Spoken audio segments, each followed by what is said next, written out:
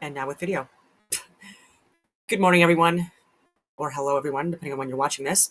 It is Tuesday, the 25th of February, 2025, and I am a little delayed in my video today because I was downtown Ottawa and I just got back.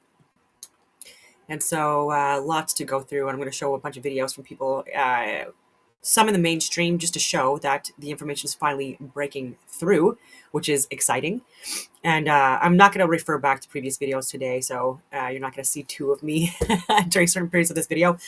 I'm doing that. It's just to prove a point. It's just to show credibility with stuff that I have shared before events, during events, and even like shortly after, when there's just like the fog of war and people not really understanding like all the details yet, and it taking sometimes weeks, if not years, to get to the actual truth about things.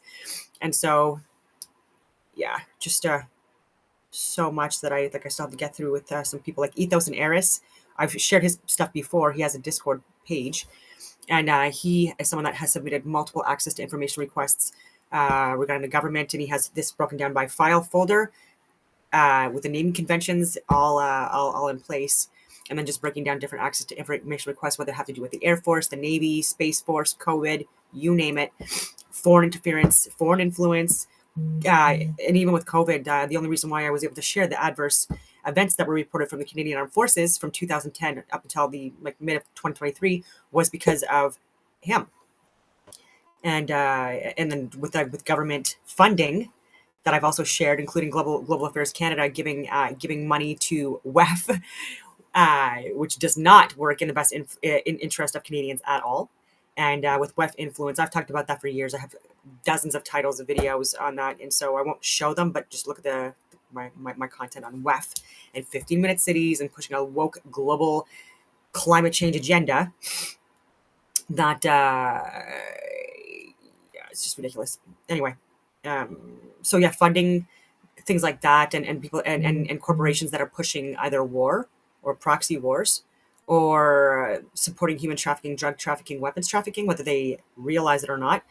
And yeah, even I was even sharing where like my LinkedIn account got deleted because I was having a debate. It was peaceful on LinkedIn, and if I remember correctly, it was General Petraeus, Wayne Eyre, had even mentioned Marco Menachino, and I was saying like, you guys do realize like that the ghost of Kiev. And this was in 2023. Like the ghost of Kiev was not real. Polish farmers that died. This was Ukrainian air defense. The dam was Ukraine assets. Unfortunately, Nord Stream and Nord Stream 2, NATO in alliance with Ukraine.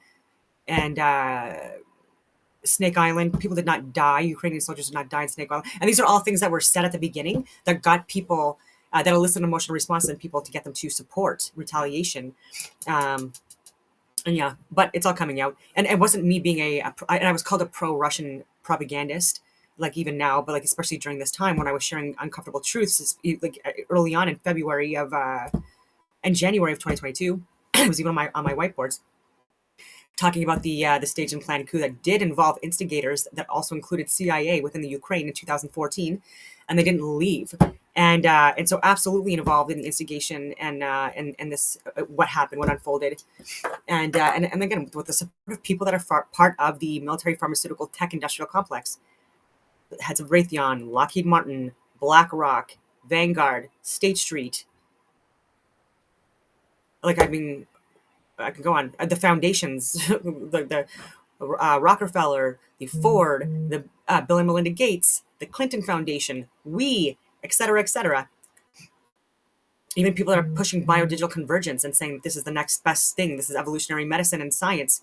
Elon Musk even talking about these new therapeutics, these mRNA therapeutics that he's saying will treat cancer. Ladies and gentlemen, there are archived research papers and medical papers from like even 100 years ago that were talking about, these are actual doctors and experts of the time, and I've shared this information, but sharing that they're looking at possible links between cancers and illnesses and the rollout of vaccine of what they were calling vaccines, including cancers being attributed to other things as well. Obviously, like lifestyle also depends on cancers because these are inflamed cells. Yeah.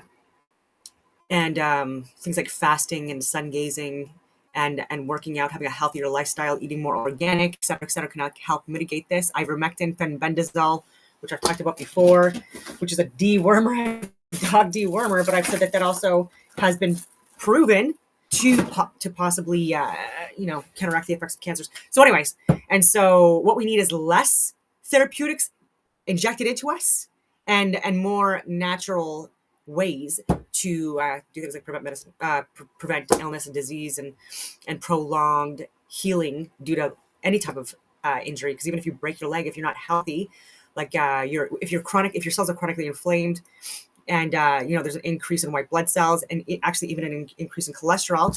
But these are created to assist in fighting off like these inflamed cells and killing them off, and all these things.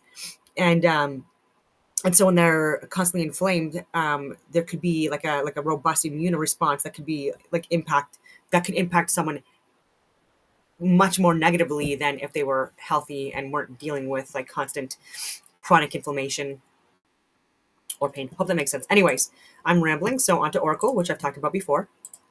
This is from Juxtaposition 1, and talks about a lot of interesting things.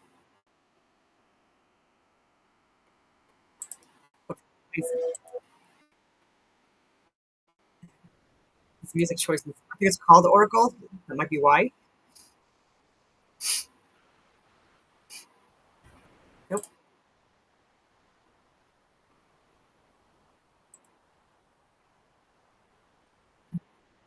Here, today's video will be entitled The Oracle, right? We're going to discuss the Oracle. Now, I often ask myself when I create these juxtaposition videos, what would Lieutenant Columbo think, right? What's in the mind of the Italian detective who was played by Peter Falk, a Jew, a Hungarian-Polish Jew from the Bronx, New York. He was born in the Bronx. He was raised upstate New York. But he portrayed an Italian, both on and off camera. Whenever he appeared on the NBC Tonight Show starring Johnny Carson, he always pretended to be an Italian when he was most definitely just another unfunny Jewish comedian appearing on a television show. Anyway, I often wonder the fictitious character that was created by two Jewish writers, William Link, right? And I've seen Brad Garrett. He's hilarious. He's a Jew. Again, there's so many good Jews. Like this is what I mean. This has nothing to do with someone's religion or race, ethnicity, or even friggin' language. There are individuals, and the ones that are like hanging out at the Bohemian Grove areas and Bilderberg and Davos and on lists and on yachts, and they're conversating together like these people that are in the elite, what they believe to be elite club, generational inherited wealth. Like they are the ones that are writing the scripts and stuff like that, and they're the ones that are pushing the agenda. And like these are evil. Not I wouldn't say evil because I don't believe in angels and demons. Like people that are more religious that take it literally, interpret it as. I do believe that humans can have the ability to be evil or good, depending on what wolf they feed, right? You have like the example from like the black wolf and the white wolf, and the wolf that comes out the strongest is the one that is cared for the most, fed, and the attention and stuff like that. So we can access lower level emotions and vibrations and commit awful things, but we can also do the opposite of that, right? And so it's harder to access love and compassion and empathy and forgiveness and courage and things like that because it's more difficult. But that's what we should be doing. I hope that makes sense. But again, like when they divide us based on these silly fucking terms that mean nothing, like it doesn't help. Richard Levinson, right? The two Jewish partners that created the Columbo series. They also created Mannix, Ellery Quinn, Murder, She Wrote with Angela Lansbury on behalf of CBS Television, which was controlled ultimately by William S. Paley, chairman of the board and CEO of CBS, Columbia Broadcasting System, living in the P. Diddy house, 200 South Mapleton Drive. His name was William S. Paley. He was Jewish. And his uncle, Jacob, lived in Holmby Hills also, across Sunset Boulevard, up the hill, just under the Sharon Tate murder scene, lived Jacob Excuse me. Paley, right? And today we have Eric Schmidt, the CEO and chairman of the board of Alphabet, Google, YouTube, He's living in the Jacob Paley house. All right. Jacob Paley was Jewish. CBS was founded, funded, and managed by Jews. And Columbo, Mannix, Ellery Quinn, The DuPont Show with June Allison, Murder, She Wrote, Blackie's Magic, and other TV movies, The Gun, My Sweet Charlie, That Certain Summer, The Judge and Jack Weiler, The Execution of Private Slavic, Murder by Natural Causes, Rehearsal for Murder, and Guilty Conscience, all created by the Jewish writers Richard Levinson and William Link. William Link was forced to move into the Jose Menendez murder house at 722 South Elm Drive, right? 722 North, I don't know, it was north or south. I think it was South Elm Drive because it's south of Sunset Boulevard, a few houses in. How would you like to move into a double homicide murder scene, right? Where Kitty Menendez and Jose, who was in the porn business, he was CEO of Live Entertainment and working with Noam C. Bloom under the direction of Oliver Silverstein's partners, Mario Casar and Andrew Vajna, also known as Andres Weidman. Two Jews who controlled Caracol Pictures, which owned Live Entertainment, which controlled the $15 million of life insurance on Jose Menendez. That didn't really come out at the trial, did it? That the financially greatest beneficiary of the death, murder of Jose Menendez was, of course, Mario Casar and Andrew Vajna, who lives in Holmby Hills also. All right, so anyway, I always ask myself, what would Columbo, the Italian Lieutenant Frank Columbo of the Los Angeles Robbery Homicide Division, what would he think of the Oracle?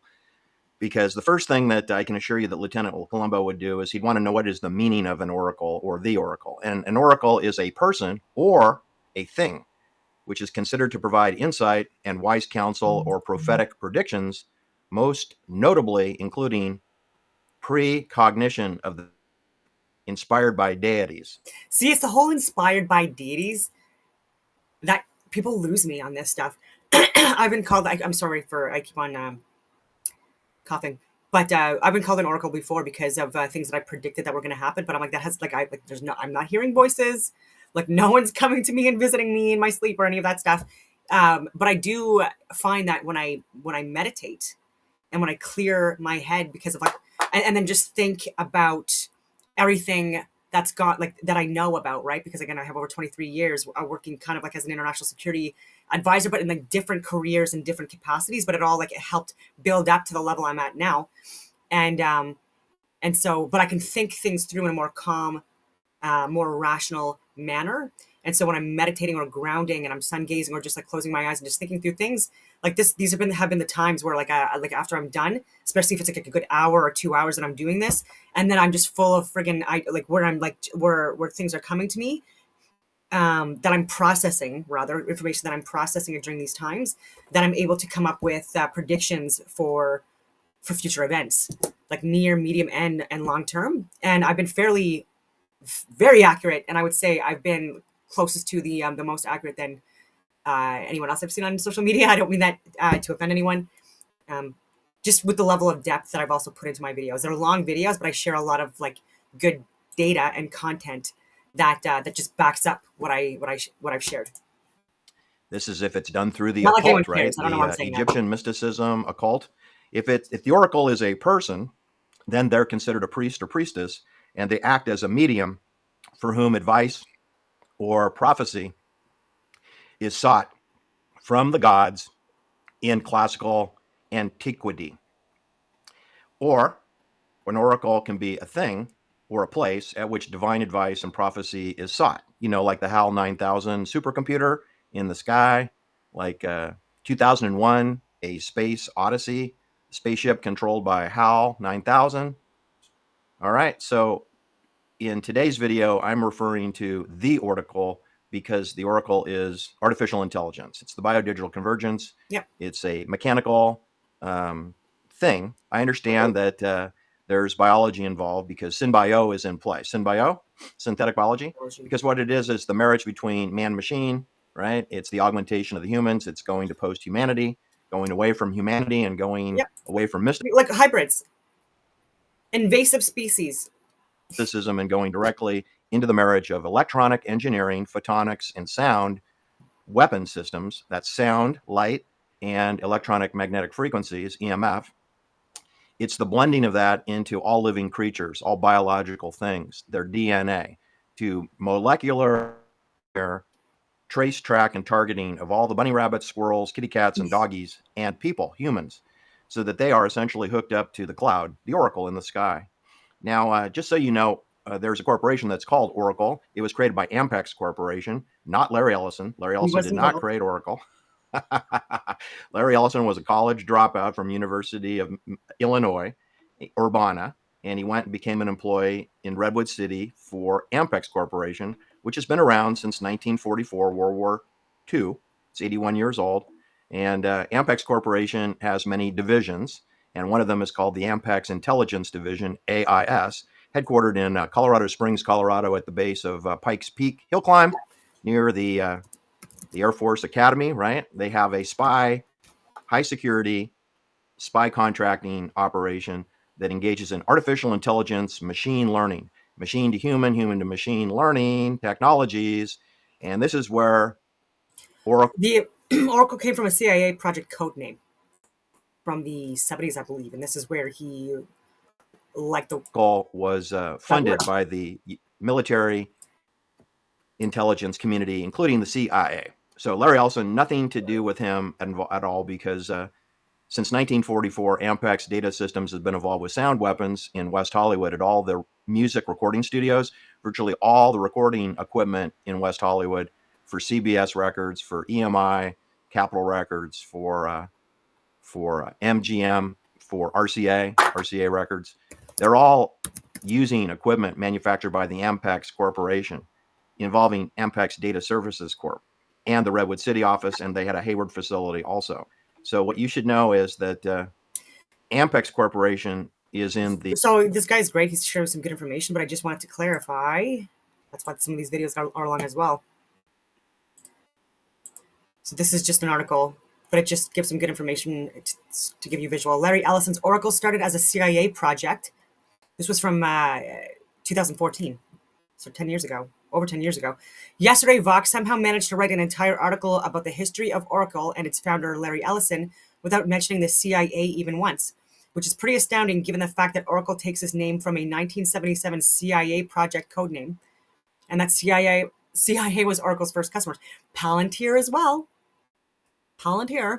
Look at that with Peter Thiel. Anyway, and JD Vance.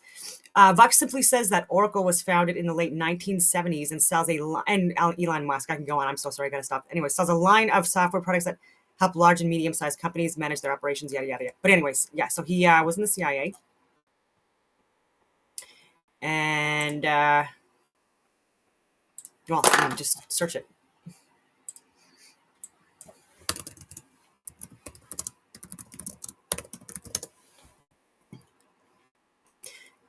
Executive biography, Oracle, Chairman, Oracle Corporation and Chief Technology Officer.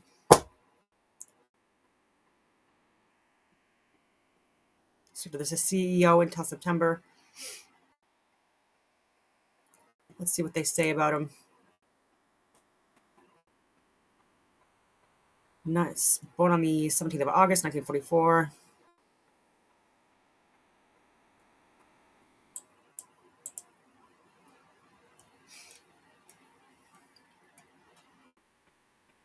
Next corporation, yeah.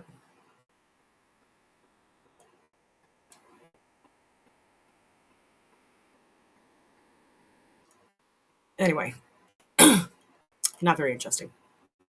Back on to juxtaposition. Nope, not that one. The data collections business for machine learning, machine to human learning. And they were in that business when Larry Ellison was dropping out of University of Illinois. So you do know that when Larry Ellison was tapped on the shoulder to go across the street to found a company that was called Software Development Laboratories, military acronym SDL, Software Development Labs, he didn't do it alone. They also tapped Bob Miner and Ed Oakes. So it was three amigos. They weren't sure which one was going to be, the face of the company. That was done in 1977. Larry Ellison was an employee of Ampex. He was sent across the street, literally, to a new office, which would be the sales corporation for this Ampex database, which the CIA called Oracle. Oracle database. Oracle database. I'm just going to share another clip.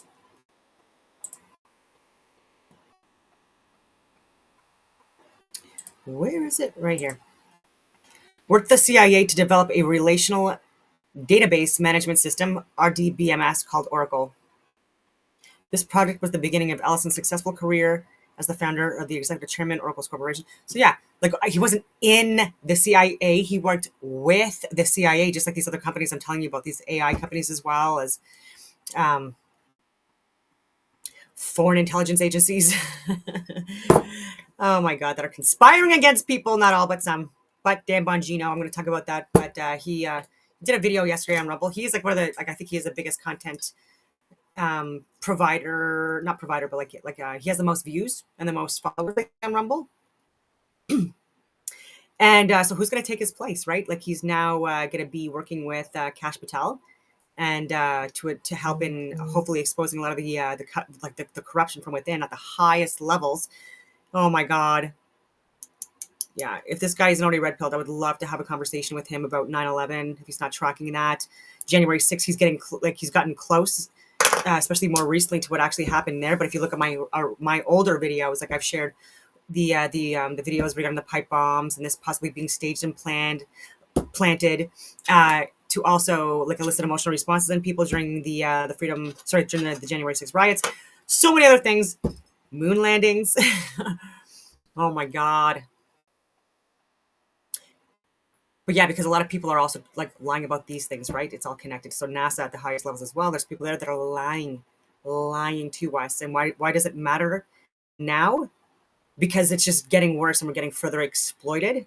And if you haven't noticed, again, like things aren't getting any better. It seems to be in the short term because of Trump and because of all the corruption that's being looked at. But again, we really need to start. This is a great start. I'm not saying it's not. It's a great start. But more needs to be done regarding looking into NASA, RASA, the ISS, the moon landings, Mars, space, etc., etc. And I think that every single person that's working at the highest levels of government, like there should be some kind of an info op, some kind of a convention or I don't know what you would call it, but like a week long of like sitting down with someone like myself and having and being debriefed thoroughly on what actually happened during things like, for example, even with World War I and World War II and what led up to those events and those wars, geopolitically as well, and what policies and mandates and restrictions and staged and planned events happened, and propaganda and psyops being used before it got to that level and stuff like that. And then with 9/11, with Northwoods, with USS Liberty, January 6th, the Freedom Convoy, what's going on in Israel and Palestine, what's going on in Ukraine and Russia, like people like that are in cabinet, even in Canada, I'm talking about if you're because you're voting on bills, you're voting on funding, you're supposed to be that like the experts, heads of various different important departments. And so if you don't understand this and any of this stuff, and you're voting on bills and policies and funds that get us involved in wars, that get us involved in aid, that's further facilitating and enabling genocides and human and drug and weapons trafficking. Because look at even the arms, the weapons that have gone to Ukraine. I think like half of them have been sold on a black market, and then look at the funds and who they've gone to. The government has been corrupted for years, and I'm going to finally announce this. I am seeing someone, and it's been almost a year now, and he's actually he has Ukrainian lineage as well, and we actually do fly the Canadian flag, obviously, but the Ukrainian flag as well, and we are not we're not pro war, and and he knows what went on in 2014, and he knows about the CIA and other assets that were that have been involved in getting and making it to where it's gotten now, and I'll talk about redacted and stuff like that. But he knows all of this stuff, and there's a lot of Ukrainians as well that have been trying to end this and saying that Zelensky is a dictator. People are political prisoners, religious prisoners. They're not allowed to have elections. The corruption, like I've talked about, and so many lives lost with nothing gained. And this could have all been avoided. But anyway, sorry, I'm just ranting.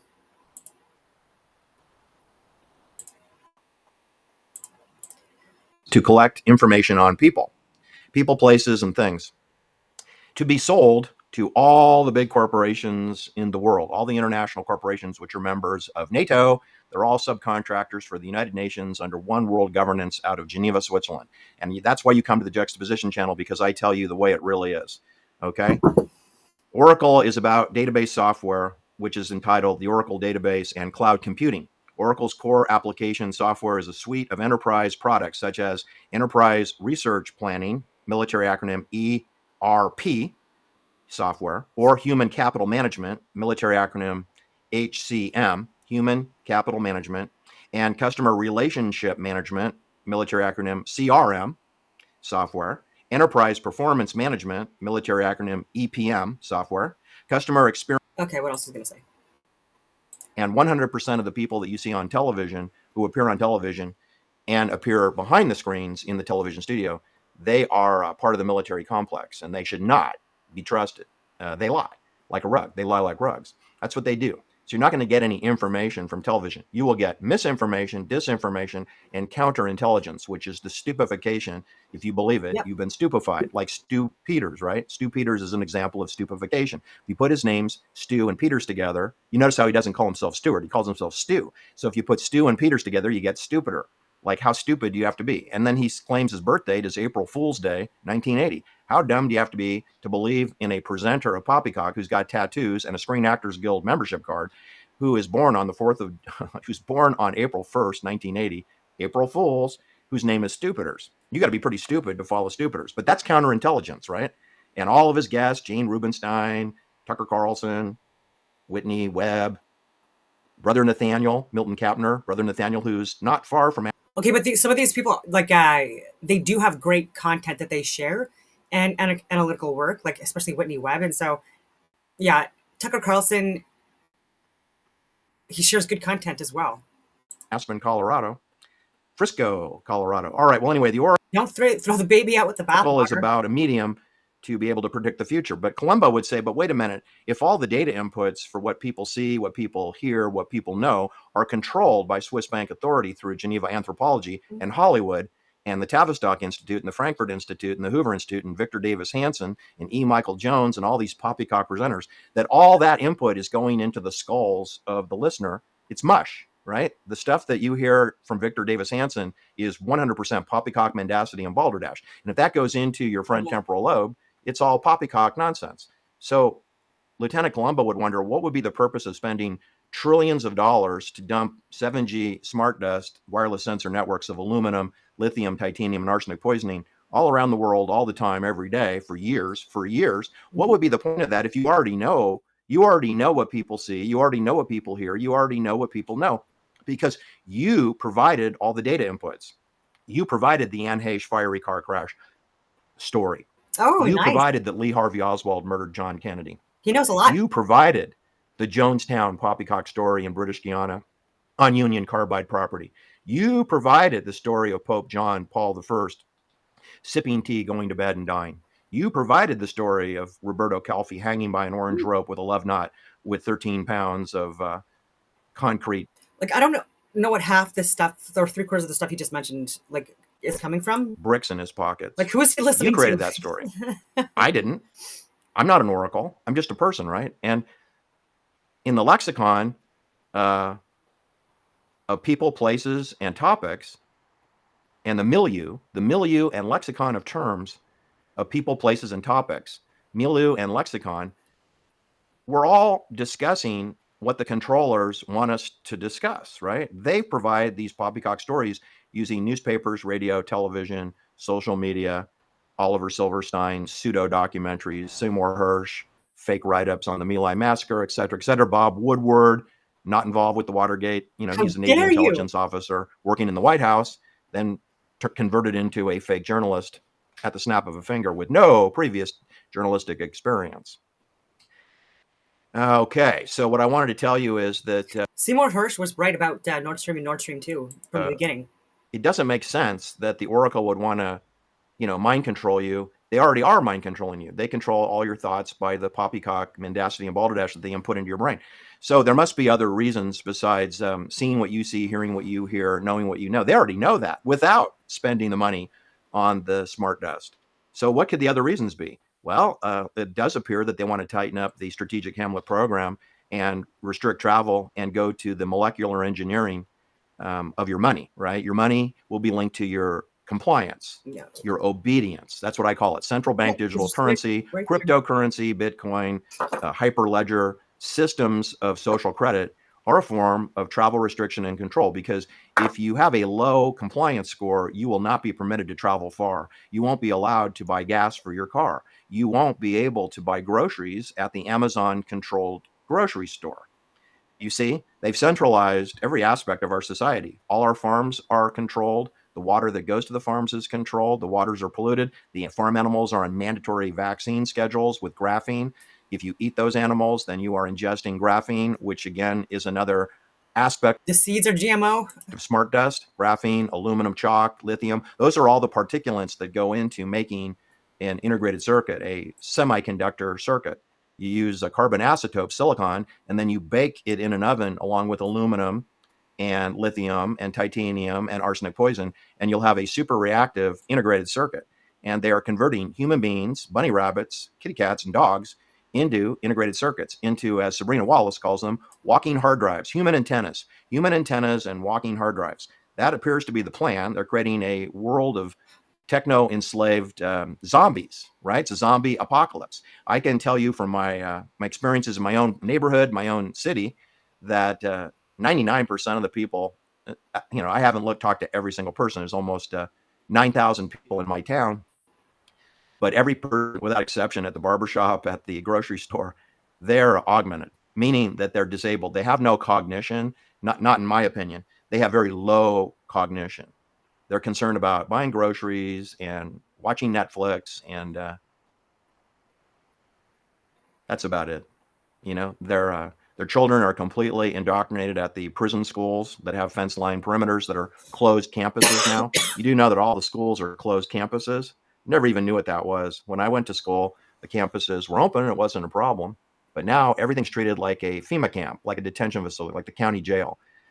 And we're going more and more to facial ID, palm print, eye recognition, and which is molecular engineering. Soon. Yeah. So 9/11 ushered in the Patriot Act, which you're still paying for years later. It's on your airline tickets if you didn't already know that. Fun fact.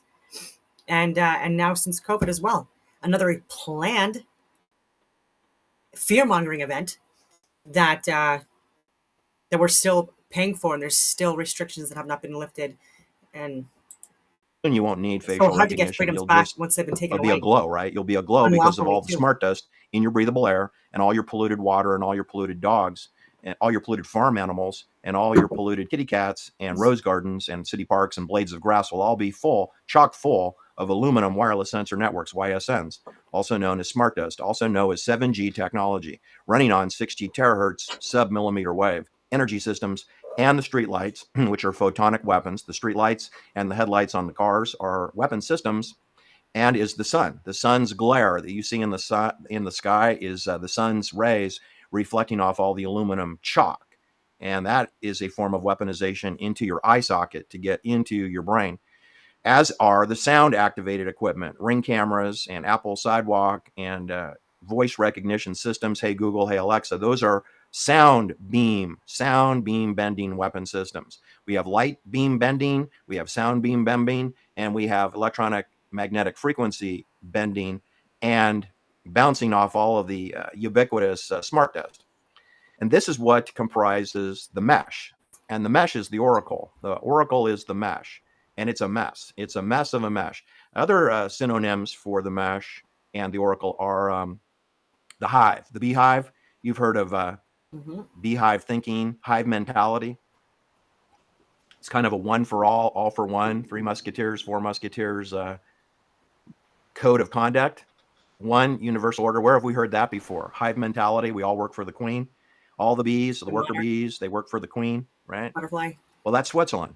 That's one world order, right? That's the World Economic Forum. That's the United Nations. That's CERN. That's the International Telecommunications Union. That's the Art. Red Cross. That's the Knights Templar. That's the Knights of Malta. That's Propaganda Due. That's One World Governance in Geneva, Switzerland. Hive. It's a beehive. And we all work for the Queen at the obelisk. Well, it's the king They now. have an obelisk in Geneva, Switzerland. Everywhere you find an obelisk, you're finding a satellite colonial office of Swiss Bank Authority. Washington, D.C., the swamp, right? It's not even in a state. It's in a district, District of Columbia, and they have the Washington Monument in front of a reflection pond. That means that Washington, D.C. is 100% controlled by Switzerland. That's what that means. Dallas, Texas, they have an obelisk where Jack Kennedy had his head blown off. That means Dallas, Texas is controlled by Switzerland, right?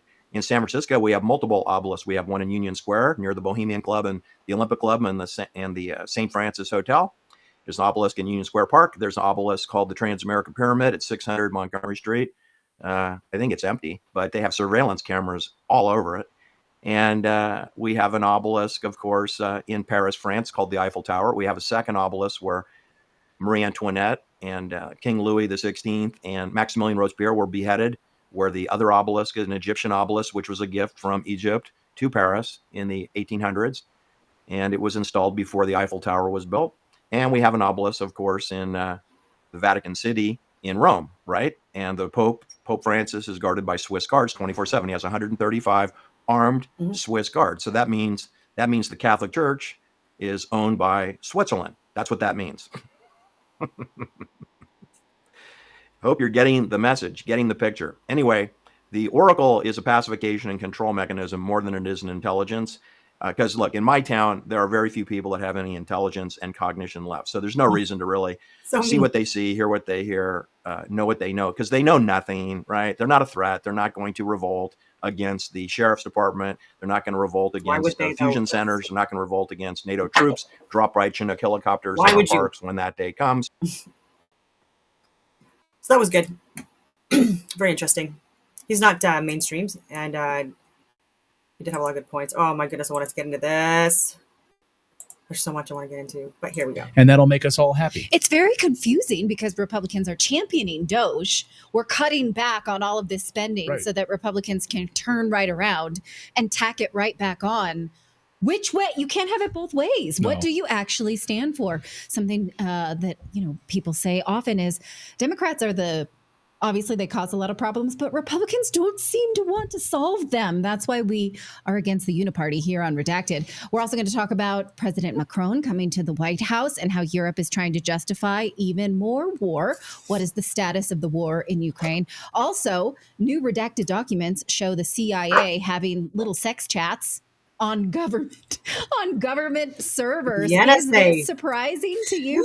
No. Okay. Speaking of sex chats, we're also going to talk about the Blake Lively case. We're doing it. And we're going to talk about the Germany elections as well and how all of this plays out because, what's happening in Europe right now is incredibly important for the United States and how we put an end to the war in Ukraine and what happens with tariffs and all of those things we're going to talk about on today's show. So we got a lot of news to get to here on your Monday. Good to see all of you guys. Thank you guys so much for subscribing. This is a free show, whether you're watching us on Rumble, on YouTube, on Twitch. We're streaming all of those platforms on X as well and on Beck Television as well. Hold on one second.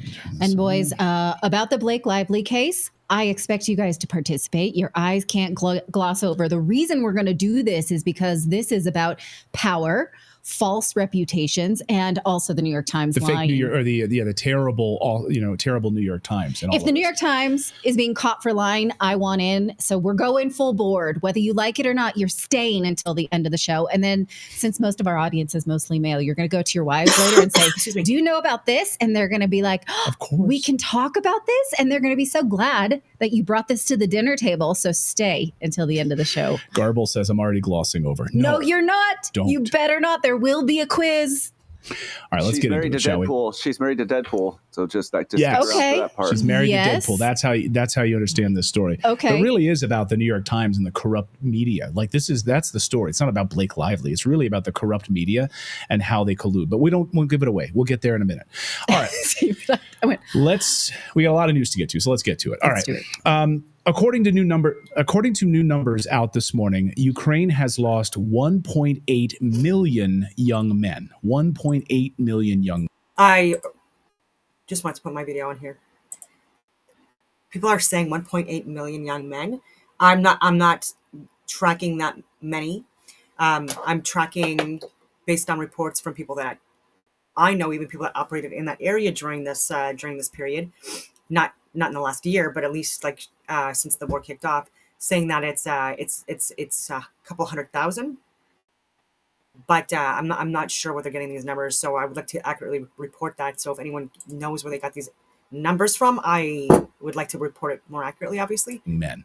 Out of respect. So, of course, European leaders are right now, and Canada's leaders, of course, are also right now in Kiev begging and urging Zelensky to keep fighting and basically trying to make sure that the Trump administration doesn't put an end to this war, because they absolutely love this war. This is all happening while Ukrainians are protesting, asking for an end to the war. I mean, here are the European leaders, and here's Justin Trudeau showing up there, and you can see the other European leaders there on the train station there. There's Justin getting off in Kiev, hugging the other European leaders, like going to send more money, wanting to continue this war indefinitely. Yeah. Because that's what the globalists want, of course. Actually, even Pierre Poilievre was talking about that yesterday, and I commented on his post respectfully, and he got ratioed on it. But it was regarding Ukraine and the funding and providing support. He's like still all on board with that, and again he got ratioed in the comments from conservatives saying that you're missing the mark on this. Like, we are not, just because we're conservative doesn't mean that we're pro-war at all. And again, it was just like there were so many people commenting and liking on these the posts that we're talking about being like not sending any more money to Ukraine, because it's not even going to the people on the front lines. Like, people are dying, and rich people are just getting richer. So this is all happening, by the way, as Ukrainians are protesting, asking for an end to the war. Yep. Please send our sons home. Look at these protesters. Take a listen. These are moms here just asking for, chanting and walking and asking for them. Listen. Sorry, I don't have audio. Oh, there's no audio. Okay, but take my word for it. They're chanting, and they're asking for this war to end, and they're asking for their sons to be brought home from the front lines. But you're not going to see that on the mainstream media, by the way, because demonstrations are forbidden in Ukraine under Zelensky. So these moms are not allowed to be protesting the deaths of their sons under a dictator. Think about that for a second, because people in the West who display the Ukrainian flag mean they want to support the continuation of the war. People in Ukraine who are displaying the Ukrainian flag means they're Ukrainian and they want to live. That bothers me, because like I said, I do have a Ukrainian and a Canadian flag. I should have the Irish flag up too, and other ones as well. But and it's it's in support of Ukrainians who are getting genocided right now, and there's a lot of corruption within. Like, people want things to change, and so mainstream media, which we don't listen to, are the ones that are pushing that it's being like that. Like, if you have the Ukrainian flag up, it means you're for the war. And they want their sons and daughters to live. They want the war to end. So there's a deep divide in what that flag symbolizes to ignorant a-holes in the West. I just feel like I should point that out, because when I see that on a bio of a Westerner, pretty sure they don't understand that this war started in 2014. Pretty sure they don't care about the deaths from the Ukrainian Civil War, 5,000 per year. They don't care about that. They only care about 2022 and beyond. Yeah. And, they want you to believe that every Ukrainian loves this war.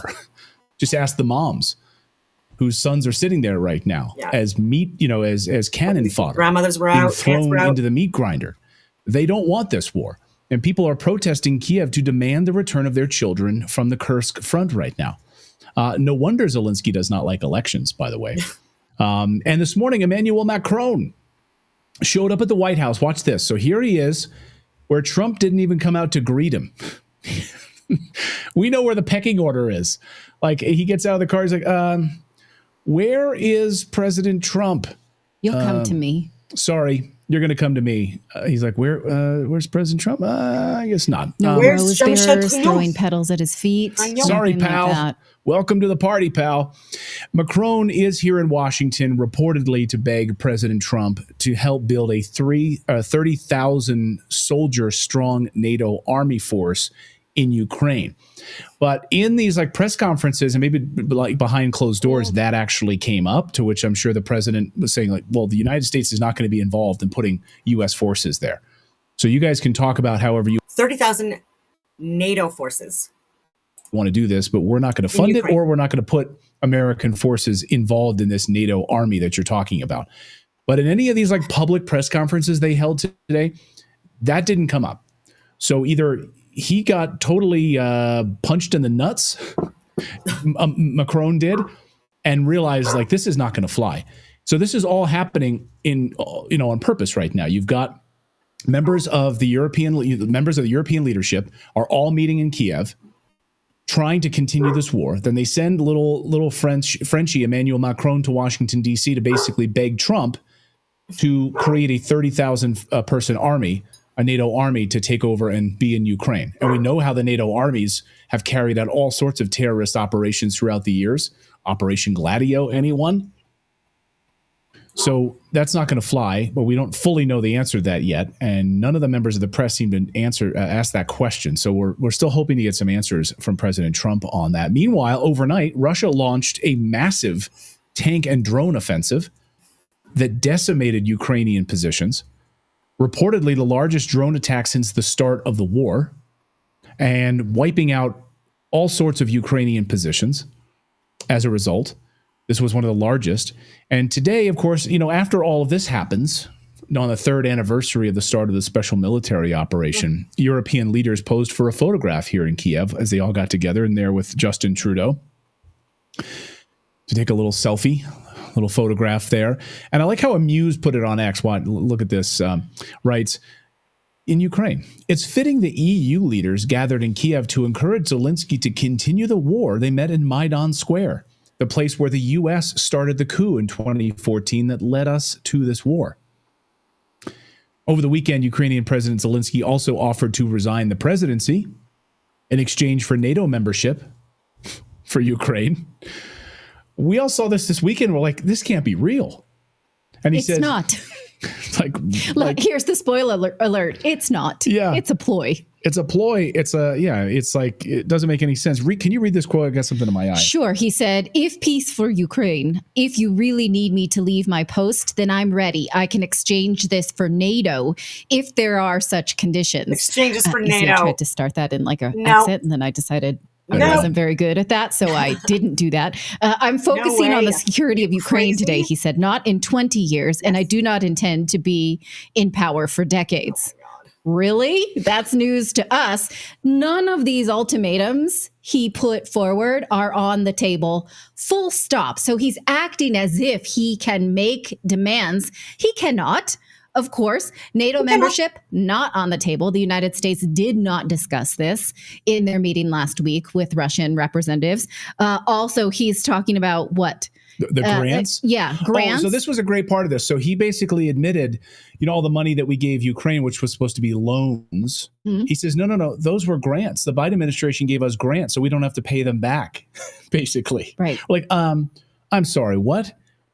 What did you just say? The hundreds of billions of dollars we gave you as loans, you don't have to pay them back now? Zelensky when he says? is on record, on camera, on NBC interviews saying, no, okay, you can just think of it as credit then, and we'll pay it back. Now, Trump knows damn well that Ukraine does not have it to pay back, but he also knows that Ukraine is rich in uranium specifically, which, if enriched, is really good for nuclear power. Not nuclear power in order to bomb people, but nuclear clean energy, which was a campaign promise for the Trump administration. That's why he's been saying, I would like some rights to those rare earth minerals that you've got, because we know we're not going to ever see that money back. Joseph Adama in our YouTube chat says Europe doesn't want to admit that the war started in 2014 and not 2022. Is like saying the World War II started in 1945 when the Allies started military operations in Germany and not 1939. Exactly. Yeah, good point. I like this. Scott Ritter tweeted this earlier today, former UN weapons inspector, friend of the show. He said Europe spent over 21 billion euros purchasing Russian gas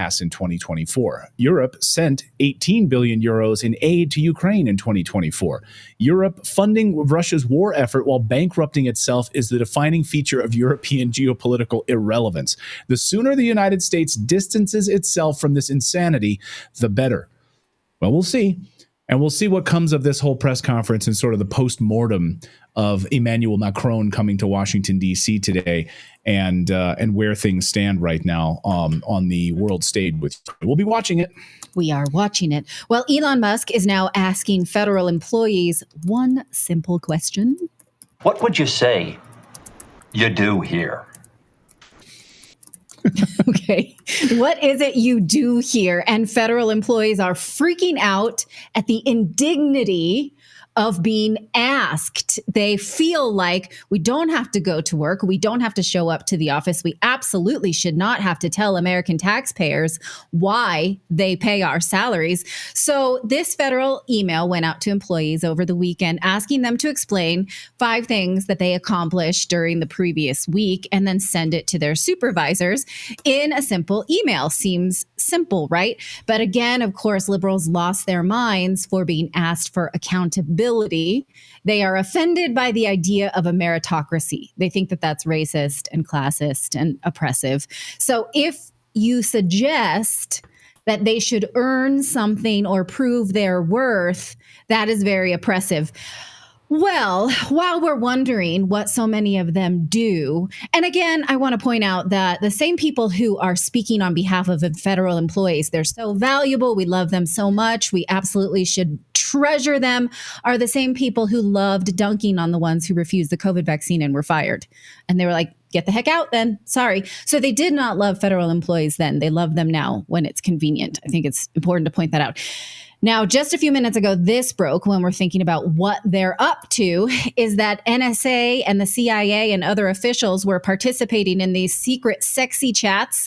These are, listen to this, spicy. Really disgusting. Yeah, we'll call it that. I mean, just to be clear, the CIA, the NSA, and the DIA used government servers to hang out in a secret sex chat room and discuss things. Yeah. I mean, look at this data. Here's the Some data of leak. the redacted chats are about I'm not going to say this word, the T word. I don't even say this word at home. Well, I'll just read some of them. Okay. I'll dance around it. They were just like having open conversations about like genital castration, artificial vaginas, sexual fetishes, gangbangs. Boobies. I can say boobies. Boobs. They were talking about, like these, it's all pee parties. Like they were all actively involved in this, like looking forward to it, discussing it openly, on the clock with U.S. taxpayer dollars.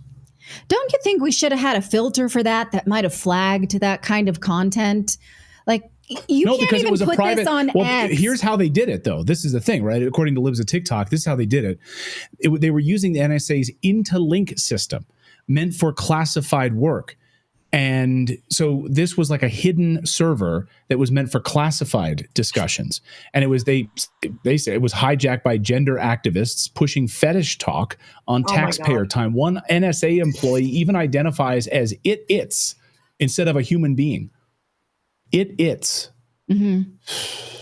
I mean, this should not be all that. Okay, so if you don't identify as a human, like an adult human, then you should not get a paycheck at all, especially if you're working within government. Like, I just can't even believe this. So if you identify as like an animal or a furry or an it or a they, then no money. All that, What? surprising given that, I mean, look at the date stamp, right? It's 2022. During the Biden administration, every sexual fetish went, and actually the federal government promoted that through its social media, through its policies. We had a Biden staffer Through like the anal sex literally within cabinet that was streamed online. have sex in a congressional room. Oh yeah, there's right, with congressional a room. German In the Senate chamber. right, and publish it online, because this is Oh what my the Biden God. administration stood for. So is anybody shocked? No. But should we have a system in place to maybe stop that, you think? Where were we? So Elon Musk tweeted this. Well, now we know what these people did last week. That's obviously a joke because the date stamp on those chats was 2022. So this did not happen last week. Very well may have. may still be going on. We don't know, right? The blowback again against Elon Musk has been swift and severe, as in, how dare you ask me what I did? Here is his explanation. He says the reason this matters is that a significant number of people who are supposed to be working for the government are doing so little work, they're not even checking their email at all. And in some cases, we believe non-existent people or the identities of dead people are being used to collect paychecks. Exactly. And otherwise, there is outright fraud. Nobody should be surprised by that. Nobody not even President Trump, when he was asking this conversation came up with Emmanuel Macron today in this little press conference, asking him, like, there's been pushback against Elon Musk and this email that he sent out to federal employees. How do you stand by him with this? Are you going to walk this back? Or do you stand with Elon Musk? And listen to this. Yeah, you got to hear this from the horse's mouth. There was that email telling employees to give 5 things that they've done last week. Agency has then told people to ignore it. You're talking about the last email that was sent where he wanted to know what you did this week. You know why he wanted that, by the way? I thought it was great because we have people that don't show up to work and nobody even knows if they work for the government. So by asking the question, tell us what you did this week, what he's doing is saying, are you actually working?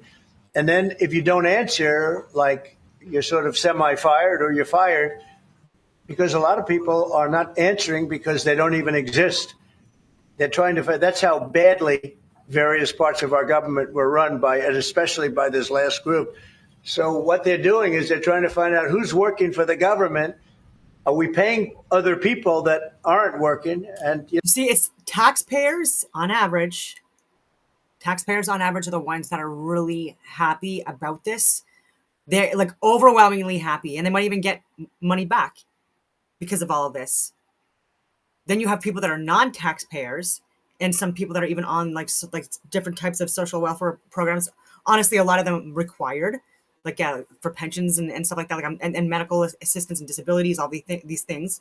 I do agree required, but also abused and exploited, and they're going to look into that stuff as well, because like the taxpayers are the ones that are suffering the most. We're all in it together.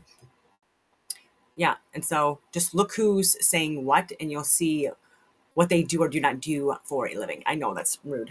Where's all that? Where's the money gone?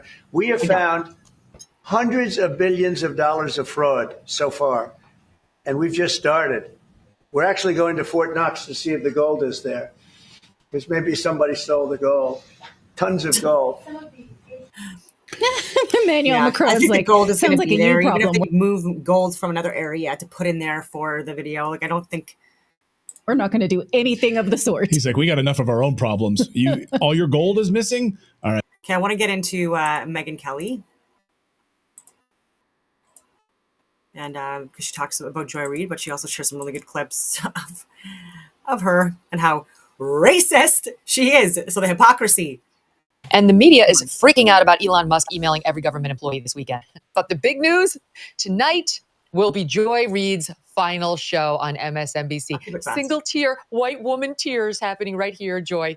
She was officially fired over the weekend because she's a racist, horrible news anchor with no ratings. And that's really been the truth for a long time. MSNBC is under new management, and I guess they decided to come to grips with reality. The truth is, this is very sad news for us, as she's provided so much material over the years.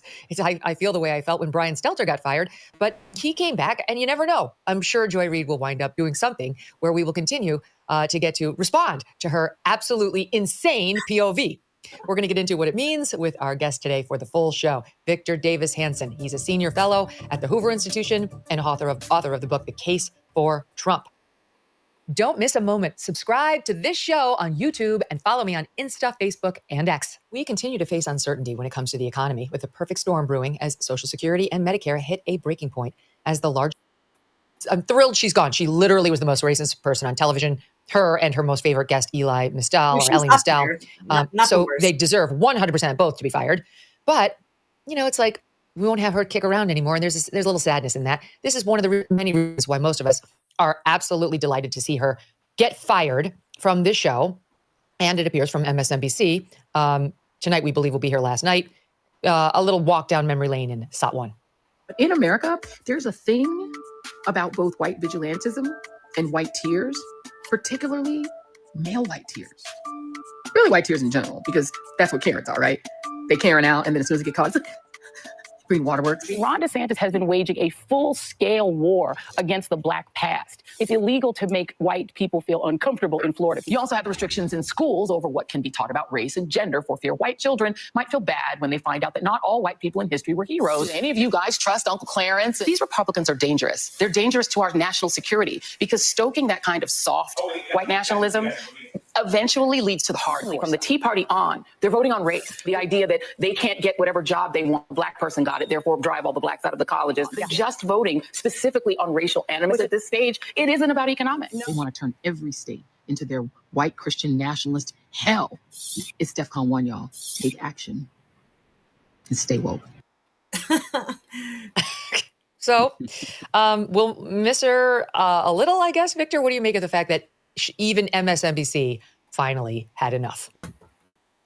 Yeah, I mean, if you had just substituted the word Black for white and any other person had said what she did and just said Black instead of white, they would have been fired in 24 hours. She knew that too. So I remember though, you remember Megan, when she first got on, she had this whole paper trail of being a homophobe. You remember that? And then she said, I'm going to get the FBI to investigate because I was hacked. And then she completely lied on the air. She was never hacked. And then she said she may not have been hacked, but she couldn't. Then she said she was almost as if she was in a suspended state of animation. I may have written this, but I don't remember ever saying this. And it was so pathetic. Like she would have been, she should have been fired for that. And then she had a big rant once, I remember, where she was mad that so-called white women had cornrows and this was cultural appropriation. And she was going to wear authentic Black hairstyles. And then all of a sudden she started wearing blonde. She dyed her hair blonde and straight. She looked like Trump. Wow. Yeah. And I thought, wow, you're culturally, why do you want to look like an Anglo-Saxon after you gave a lecture that nobody Why can't I wear the cornrows or have my daughter get cornrows in the Bahamas on a trip? But she can take my hair. She can try to imitate my hair. No problem whatsoever. So all I'm saying is that she was a sad person. She had a horrible, I'm not trying to psychoanalyze her, but she was terribly insecure. And it came out, it just exuded from her, insecurity. And she was thrashing around. And it was really the problem of the management to put her out there. They should have yanked her from the very beginning. And that Elie Mystal, he was an outright racist. I remember he said right after COVID, I got used to not seeing white people anymore. And it was a good feeling. And he just said things that were, I mean, they were horribly racist. And they kept spouting that filth, and it was horrible. And nobody ever said anything. And then finally, her ratings had stayed. I don't think they were ever great, but the only reason they took them off is that people got sick of her after the election. Or they would have kept her on. They were never bothered by what she said. They were just trying to adjudicate whether it was good enough to justify the advertisers. I don't know. Mm-hmm. So they replaced her with three other hosts, two of whom are Black, one of whom is Hispanic. And I guess they think that will save them. We'll see. They fired everybody. Her entire staff has been laid off, which apparently they found out about the cancellation from the trade mags or from the internet, same as the rest of us. Classic NBC move. They're such a classy group over there. But it is true that among the dumbest people over at MSNBC, she appears to have been the dumbest and the worst rated. We just pulled the ratings from Thursday night. On Thursday night, this is in the 25 to 54 demo. I mean, this is just unbelievable. Like, truly. When I was at Fox, a bad night in the demo would be in the threes, 300 and change. But it was often 600,000, 700,000 and change. In the demo, those are now the overall numbers, the total audience numbers on a great number for most of cable news. Here's her demo number from Thursday night, 59,000. She was 4,000 away from Slashies, which is... See, that's just wild to me. 9,000, which is 50,000. She was 59,000 in the overall demo. She lost to her competitor on CNN, who had 104,000, lost to Laura Ingraham, who had 389,000. Lost the whole ratings race inside MSNBC, where their great white hope, Jen Psaki, who's taking over now at 9. This is all part of a reshuffling. She got 65,000 in the key demo. 65. That's okay. That's their future. So Rachel Maddow, she's their big star for $30 million a year. All you have to pull is 144,000 in the demo, which I think is what we got. Like maybe overnight at 3 a.m. during a weekend program lineup at Fox. 144,000 now earns you $30 million a year on MSNBC. And then the next lowest. CNN in every friggin' airport, every single hotel, like even in the main lobby areas, friggin' gyms, like CNN is aired. Like, it just surprises me. That's very low. I mean, I can't talk. I'm gonna look at my numbers, but like it's not the same thing. I'm not getting paid. Like I wish, like where like I just would like have to like sit down in front of the screen and just have assistance with what I'm gonna say, and then have people help me with the editing and the clips and the footage and. Well, after And Reid shows. and Psaki was Stephanie Anyway. Rule with 88,000. Lawrence O'Donnell got 103,000. These are all terrible, terrible, terrible numbers. And that's one of the many reasons Joy Reid is out, because she was not only a racist, it's very obvious and incredibly alienating, but she didn't rate, Victor. And I think she lasted longer than she otherwise would have, given the fact that she constantly played the race card. Yeah, and one of the reasons they lost the election, there were many, but one of the reasons is that they were so anachronistic. They looked at these legacy media, NBC, ABC, CBS, PBS, NPR, LA Times, Chicago Tribune, Washington Post, New York, and they thought that because 60 Minutes, they thought that these were back in the 1960s or 70s with these huge ratings, and then they didn't realize that, Joe Rogan, your show, all these podcasters, all this Fox is doing well. Newsmax had bigger than some of these people. There was a whole, and then there were online influence. There was a whole new media, and you think that these hip people from Silicon Valley who were left wing would have told them, or somebody, but they were very out of date, old fuddy duddies, and they kept sending. They had an opportunity with Joe Biden at the Super Bowl. They had an opportunity with Kamala Harris to go on Joe Rogan. And they just were so either out of it and they didn't understand that the whole media world had changed, or they were afraid because they were not these sympathetic, obsequious left wing legacy interviewers, or they had to pay them like Oprah or Cardi B or somebody. Yeah. But whatever it was, they didn't understand the new media at all. Yeah, and we'll see whether, I mean, she's probably going to come over into the digital lane. We'll see whether she has any followings. So far, like Tiffany Cross, who also had this type of a program on MSNBC, which is just all about her hatred for whites, she decided to go independent. She's been an abject failure. Don Lemon's podcast, abject failure. So we'll see how she does. Here is just a couple of bits of background on her anti-LGBTQ past. Between 2007, Variety provided this good recap, and 2009, she blogged about then Florida Governor Charlie Crist, referring to him as Miss Charlie, tagging the post's gay politicians, suggesting that gay men prey on young men in a way that many people consider to be immoral. She said she was repulsed by the film Brokeback Mountain and said, "Does that make me homophobic? Probably." In a 2018 statement, she claimed that the posts were fabricated by an unknown external party who had gained access to her blog. She said she'd hired a cybersecurity expert. I remember this. This is so fun. She later conceded no evidence of hacking had been found. She issued a blanket apology noting, quote, "I genuinely do not believe I wrote those hateful things because they were completely alien to me. But I can definitely understand, based on things I have tweeted and have written in the past, why some people don't believe me. Also that because we have brains and we know no one jumped on your blog to write a bunch of homophobic stuff and nothing else and then got off." And then she claimed there was a fake FBI investigation. If you have someone like that is so egregious and just flat out lies, and then you keep her there, then that tells her, I can do anything on the air. I can say anything outrageous because I have said done the most outrageous thing in the world, and they kept me here, and they knew that. And after that, they had no control over her because she always felt she could play the race card because she had. And the same thing with her guest. And I think hold that thought for one second, because we have a little bit more, because the other thing that kept her on the air was her serious case of TDS. I mean, she's a massive Trump hater. They all are on MS, but my God, this woman's unhinged. A few examples. That's true. We've laid out the stakes in this crucial election, where one side stands for freedom while the other meets the textbook definition of fascism, namely a far-right dictatorial regime like Hitler's Germany. We still don't know for sure whether Donald Trump was hit by a bullet. For me, there is something wonderfully poetic. The first person to actually criminally prosecute Donald Trump is a Black Harvard grad, and a Black woman is doing that same exact thing in Georgia. Donald Trump is being held to account by the very multicultural, multiracial democracy that he's trying to dismantle. Go DEI. My DEIs are bringing it home. What he's telling his voters, Black Haitians are violent cannibals.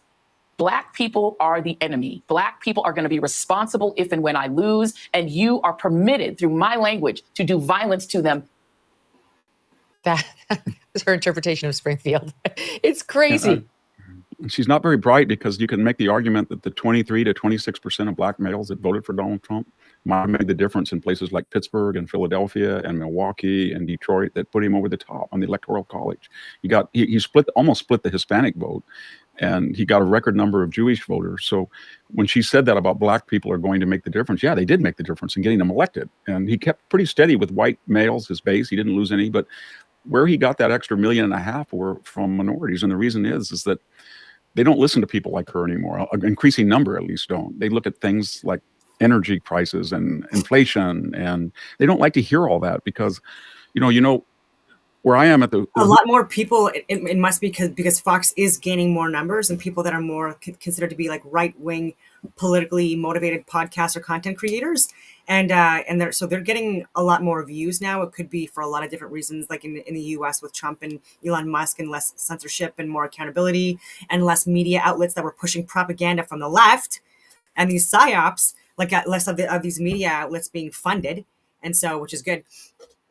And then the fact checkers and all that stuff that were, again, this is like unpaid for, but this is state funded. This is so dangerous too, but it was weaponized. And so there's more people that were more apt to voting Democrat or liberal that are now looking at the other side because they're like, they're like, what the hell happened? How did he win? Because everyone on the left in the media was saying that it was not even close. Like Kamala, she was like, it was going to happen. Trump, they were saying all these crazy things about him through the whole thing. And so people are also looking more at the right-wing media outlets because they're like, what did we miss? Like, what did we miss?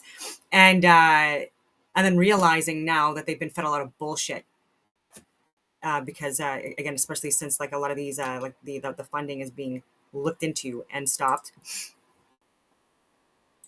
Hoover Institution, when I used to talk to Tom Sowell or Shelby Steele or Kyron Skinner, and you get people on the right that are less extreme in their views, even accounts of different events or their assessment of people, and especially people again on the political spectrum, and so people are seeing that more and more, and so like that's why I think there's going to be more and more people from the left that are going to be turning off legacy media, mainstream media.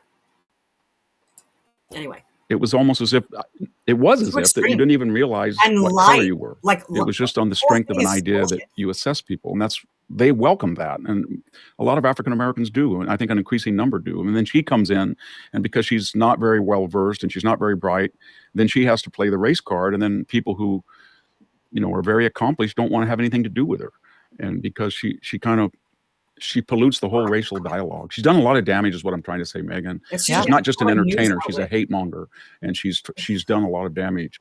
And she's brought a lot of people who are angry at her, and she brought it on herself.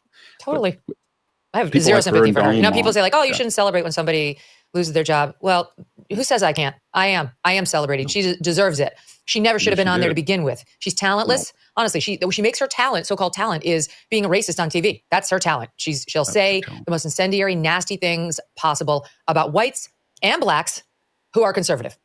That's the main criterion. If you're white, doesn't matter your politics stripe, she doesn't like you. If you're a black person who's conservative, she hates you even more than she hates the whites. Clarence Thomas is one. I mean, anybody who pipes up as a black conservative is the enemy to Joy Reid. We checked in just to see if has she changed at all? What happened on her most episode? So we went to Friday just to pull a clip and take a look at this one. This is Wajahat Ali, who is also a terrible person, who was part of that infamous panel with Don Lemon about the Republicans and their maps and they're so stupid. Yeah. So here he is now, this time with Joy Reid and what would maybe be her ultimate or penultimate show. Every community has what I call their chickens for Colonel Sanders. So what I want to tell the Byron Donalds, and every community's got a Donald. I got a Kash Patel. We got a Nimrata, we got a Haley. We all got them, all right? What I want to say is this. They'll never love you. They'll never love you. No matter what you do, they'll never love you. You can never wipe out that brown or black skin. Oh, my God. She's shaking her head up and down as he's saying it. You can't be a Republican if you're Byron Donalds, Victor. They'll never love you. They all secretly hate you. You are, as he put it, a chicken for Colonel Sanders. Yeah, I mean, that's one of the reasons they lost, that iconic moment when Barack Obama started dressing down those staffers. Remember, for Kamala Harris, those black, young, really idealistic people, and they were working for her. And he came over and said, basically said to them, you're suffering from Marxist false consciousness. You don't know that you're supporting sexist and racist, but I have to tell you that because I'm morally superior and intellectually superior. And I've got to tell you what you're doing because you're too stupid to find out. And that condescending attitude was why people that were sort of on the grassroots in popular culture, some of the rappers, people like Stephen Smith, Charlemagne the God. That not that they were for Trump, but they got so sick of all these elite African American bicoastal elite, which they played the same role, Megan, to the African American male community that white liberals on the coast and the media universities do to the working class people of East Palestine, Ohio. It's that condescending, we are ashamed of you idea. You're of our same race, but we're ashamed of you, and that gave a lot of latitude for Donald Trump. What he was basically saying is all you people who are poor whites or middle-class blacks or poor middle-class Hispanics, you all have more in common with each other than you do with these people. And he was able to, he didn't get a majority, but he was really able to make inroads in that. And it was a shared class anger and repulsion at elites of each of these groups. And what it did is, under Trump really was a maestro at it. He was able to tell these people, if you're a white truck driver, if you're a black carpenter, if you're a Hispanic contractor, you have more in common, you guys, with each other. And I that iconic moment again at that McDonald's when Bernie Sanders just recently said that that the middle class is poor. I was like, what? This is how rich this guy is now. And by the way, he's totally bought and paid for by Big Pharma and the military industrial complex and kickbacks and things like that. And totally on your dime, because I'm not American. And and so people aspire, in middle class is the dream for the majority of people. And he was basically just they're poor. Anyway. When the Indian guy from India and his wife were there, and he said, I'm just an ordinary person. And Trump said, you're not ordinary. That was right off the cuff. And then his wife said, you took a bullet for us. He said, I guess I did. And those moments were really, they resonated throughout the campaign. And these people kept trying to play this 1960s, Black Panther almost line. And everybody was sick of it. They were completely sick of it. And I hope that they keep doing it, because I guess Mark Penn came out this week with polls that show that the Democratic, everybody was saying that the Trump honeymoon would end very quickly, and he's doing such controversial things, and maybe he slipped a point or two, but you look at the Democratic polls and they're not getting any better. Whatever they're doing is not working. I mean, James Carville just gave an interview to Dan Abrams saying that just be quiet, because the Trump White House is imploding and it'll be over. I think he said in 6 weeks or 30 days to 6 weeks, it'll be over. They're just imploding. Then drops a Harvard Harris poll today showing Donald Trump approval rating 52%, disapproval 43%. Well, it doesn't feel like it's imploding, but okay, we'll wait, James. No. That was a rare, hard miss from James. And that's Carville. A really good point you're about James Carville, because he was always posed as the authentic voice of the working man Democrat, but he'd become just like the bicoastal elite. You could really see the other day when Stephen Smith said something about politics, and he just went into a profanity-ridden thing. You don't know anything about politics. You're an ESPN sports announcer. You don't know any, and it sounded like a professor. It sounded like a media grandee that was dressing down somebody. And here was this so-called white working class voice of the Clinton years acting like an elite, talking to this black man and saying, don't know your rear end from a hole in the ground, and started lecturing him. And they can't help it. And that's who they are now. They're a condescending, out of touch elite. And they think that the more heat, the more profanity, the more screaming, the more threats, the more light they're going to get. And it's not working. And we'll see what happens in the midterms, but this is their strategy of demonizing. It's not. And I think he said 30 days, so we'll see. Okay, we'll look 30 days from today to see whether Trump is still president and whether he still has a White House. They are official. They are safe. Abby Phillip goes out there and gets tortured by this racist Scott Jennings. It's his show, and it's a bunch of people talking about how much of a racist he is, and he leans back in the chair and rocks back and forth and mugs to the camera and creates viral clips. And somebody at MSNBC said, wouldn't we rather have that than Joy Reid, who's now bald, appearing on television every night at 7 o'clock? Whoa. They can't help it. The first point there, Victor, he's not wrong that they've replaced this incendiary woman with, two people. Michael Steele can obviously be offensive and say offensive things. Simone Sanders, more so these days, she used to be more reasonable. Now she's gotten harder left. But he's not wrong that there's a shift happening there. Because this just in, 3 more people fired at MSNBC. This is from the New York Post.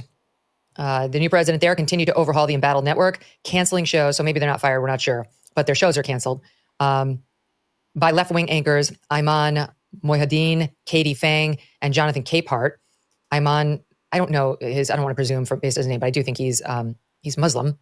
Katie Fang is an Asian woman, and Jonathan Capehart is a black man who wrote for the Washington Post and he was the only person, he was hard leaning into hands up, don't shoot. And as I recall, he was the only person to ever acknowledge That turned out to be wrong. I'm sorry. So I give him points for that. But he is hardcore leftist woke. Here he was just the other week doing that DNC roundtable before they voted on their new president. Everybody had to say if they were non-binary because they needed to get their non-binary numbers up.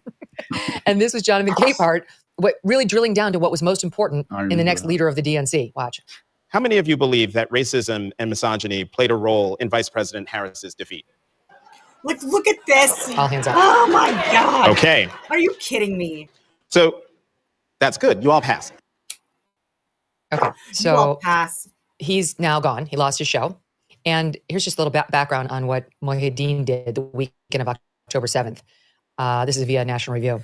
He said that Hamas terrorism is ultimately the end result of Israeli Prime Minister Benjamin Netanyahu ignoring Palestinians, adding that the attacks are very deadly consequences of failed policies.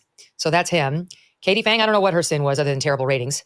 But MSNBC is gleaning something, Victor, and that something is not a positive sign for them.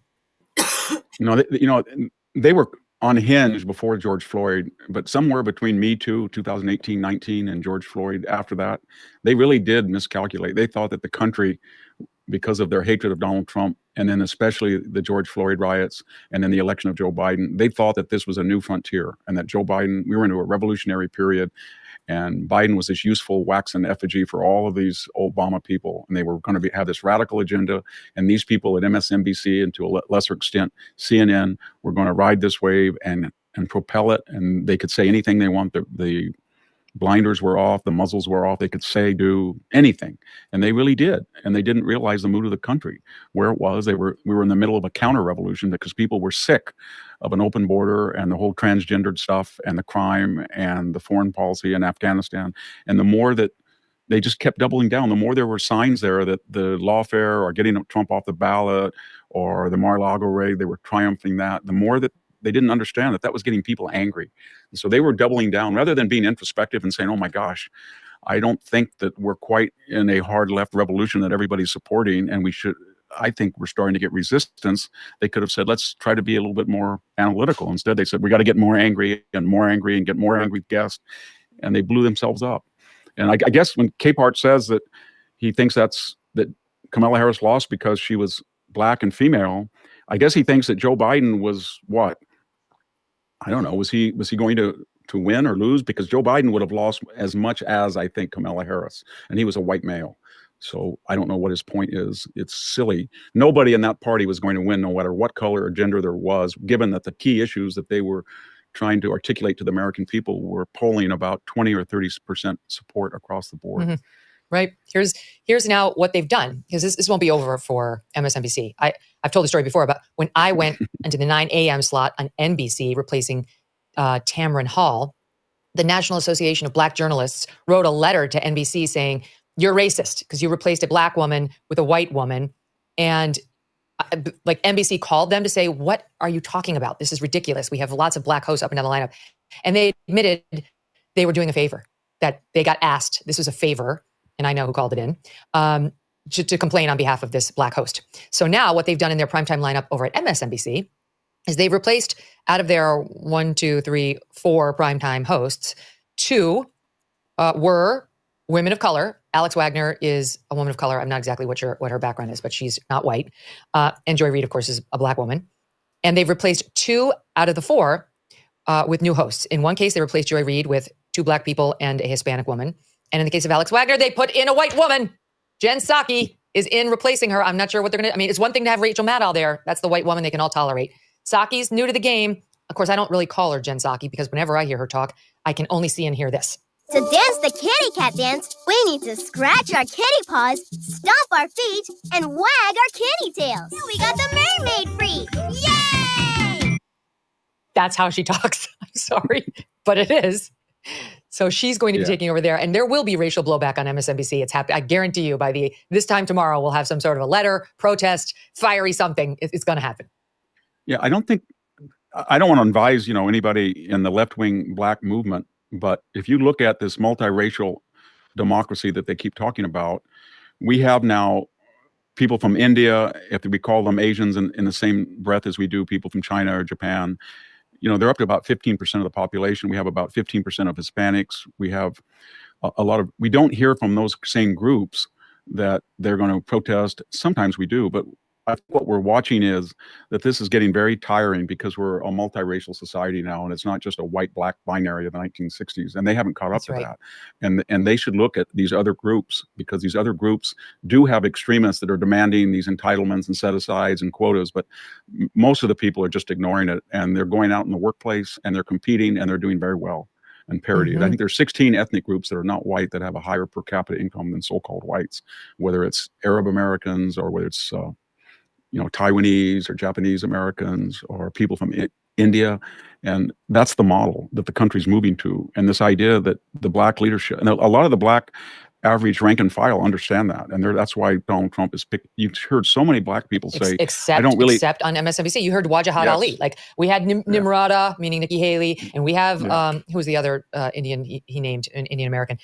Everybody's got to be in their group and be reminded that the evil Republicans will never really want you. They don't really want you, Nikki Haley. They don't really want you, Vivek. They don't really want you, Byron Donalds. Your skin color is everything to them. Of course, this is projection. This is how the Democrats see it all. But let me just give you a couple of other examples, Victor, because it's amazing. You look at the people who are going, and I'm sure in 6 months we'll be doing a montage of the people who came in, and they're probably going to sound a lot like the people who left. But in any event, this Alex Wagner, she was doing 4 days in Rachel Maddow's slot, and Rachel was doing Mondays. And by the way, so the only two people remaining from those 4 are 2 white guys. They got the 2 white guys, Chris Hayes and Lawrence O'Donnell, survived. They lived to fight another day. Okay, but Alex Wagner had to go. Look, in MSNBC's defense, she was totally talentless. She was pretty, and she was pretty. I'm sorry, this is like the list of her accomplishments. And left wing, which I guess somebody at MSNBC thought, okay, that'll do it. This is just a sample of Alex Wagner's kind of commentary. This is her during the DNC. Let's start with SOT 7. J.D. Vance lecturing everybody on, what a family means, what it means to be a man. Donald Trump obviously has his own version of manhood. To see Tim Walz out there as a man who is just joyfully embracing his role, talking about struggles with infertility. It takes 2 partners to get pregnant. And for way too long, this conversation has been relegated to women or the carriers of pregnancies.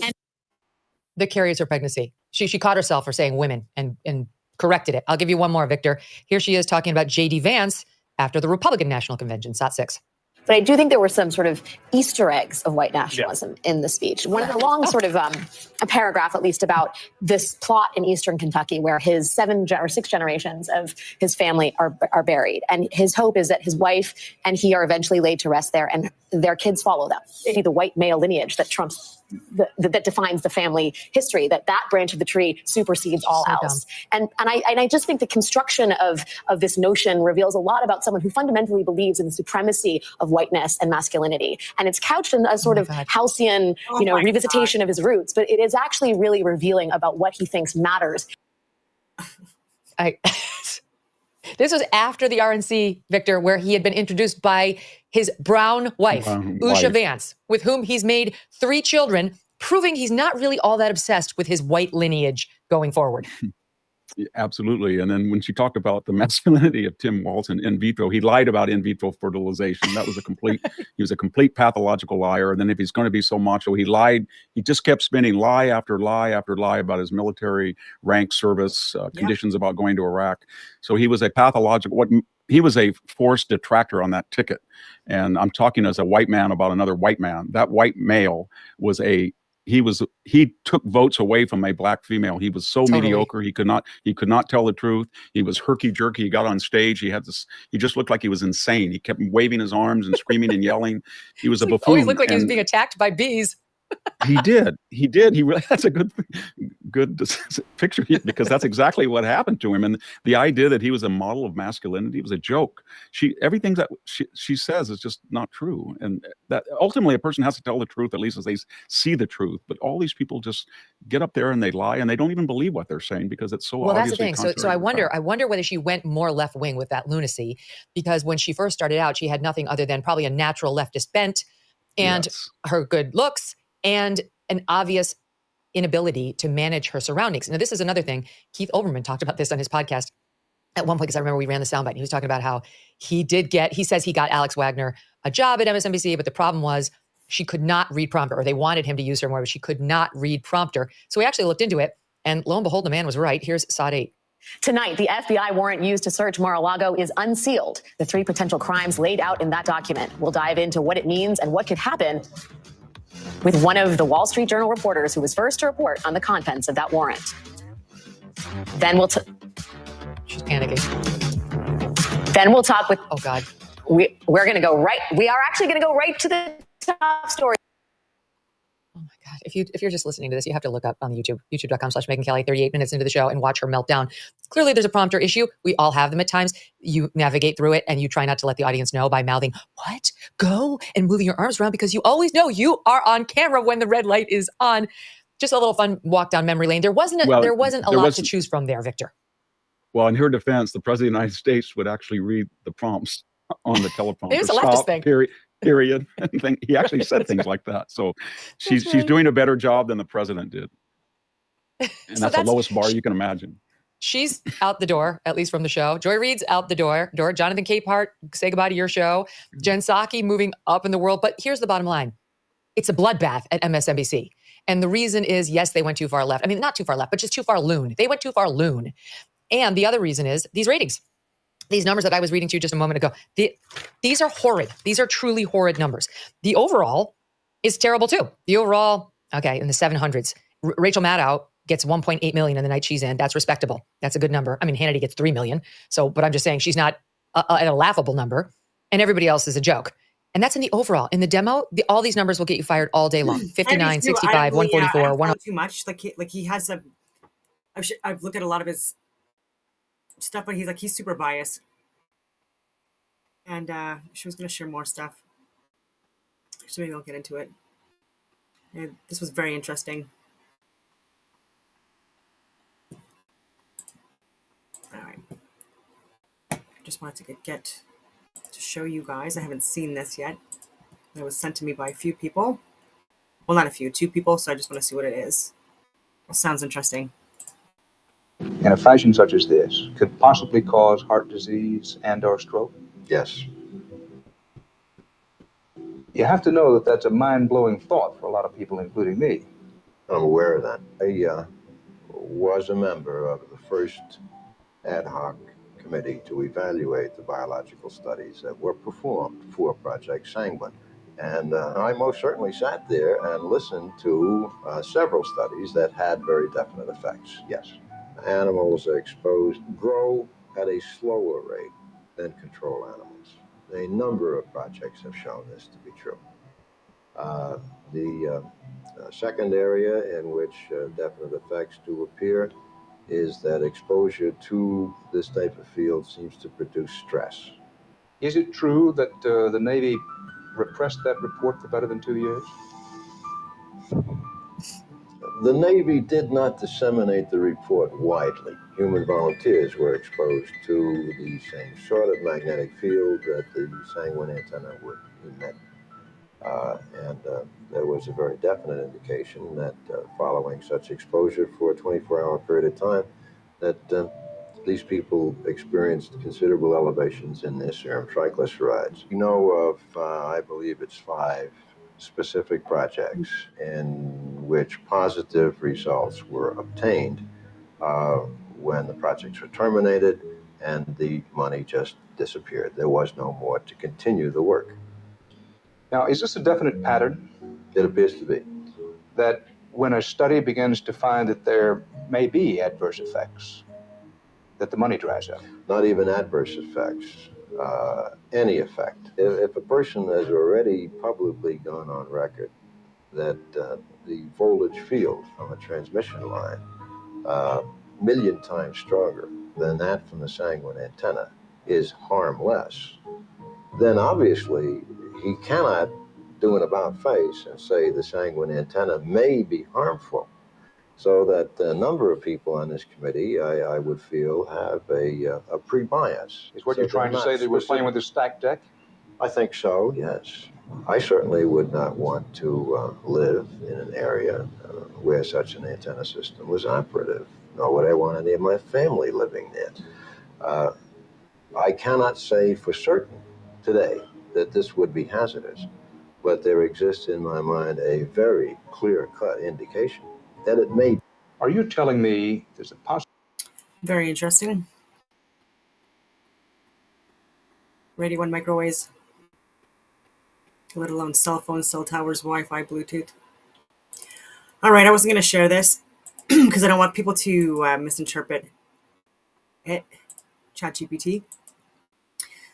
There have been people throughout the generations that have said that there were high-ranking officials within multiple different countries that were, like allied forces and stuff like that, like connecting wars and operations, stuff like that in Europe and other areas. But were high-ranking generals, even in the American military, were saying that they believed that they had regrets and that they may not necessarily have been aligned with the the right side or been on the right side of history, i.e., working with the communists.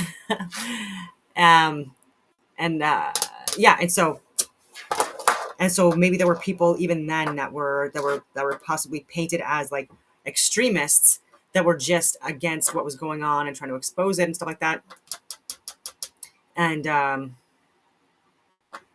anyways, just that's all I'm going to say about that because I don't want to get too controversial. But anyways, I do have to leave. So on that note, I will leave it at that. And I hope that everyone has a wonderful rest of your day.